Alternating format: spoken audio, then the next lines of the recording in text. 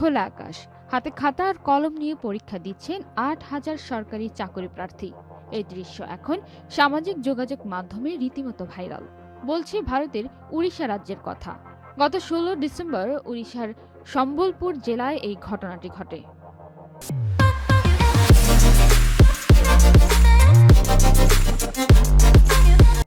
ভারতের প্রভাবশালী গণমাধ্যম এনডিটিভি সহ একাধিক সংবাদ মাধ্যম এই ঘটনাটি গুরুত্বের সঙ্গে প্রকাশ করে। প্রতিবেদন অনুযায়ী উড়িষ্যা রাজ্যের পুলিশের অধীনে হোমগার্ড পদে নিয়োগ পরীক্ষার আয়োজন করা হয়। ১৮৭টি শূন্য পদের জন্য প্রায় ৮,০০০ চাকরি প্রার্থী পরীক্ষায় অংশ নিতে উপস্থিত হন।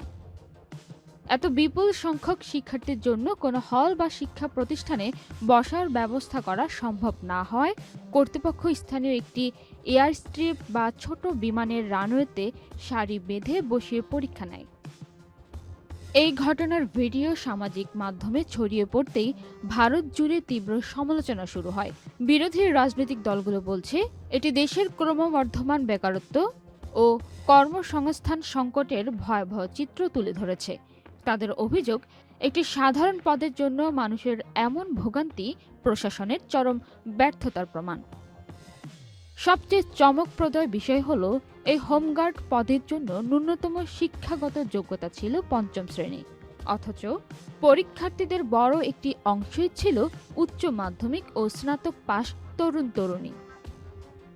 ভালো চাকরির অভাবে উচ্চ শিক্ষিতদের রানেতে বসে চাকুরির পরীক্ষা দেওয়ার এই দৃশ্য ভারতের শিক্ষিত বেকারত্বের করুণ বাস্তবতাই তুলে ধরেছে। পান্না আক্তার, চ্যানেল আই।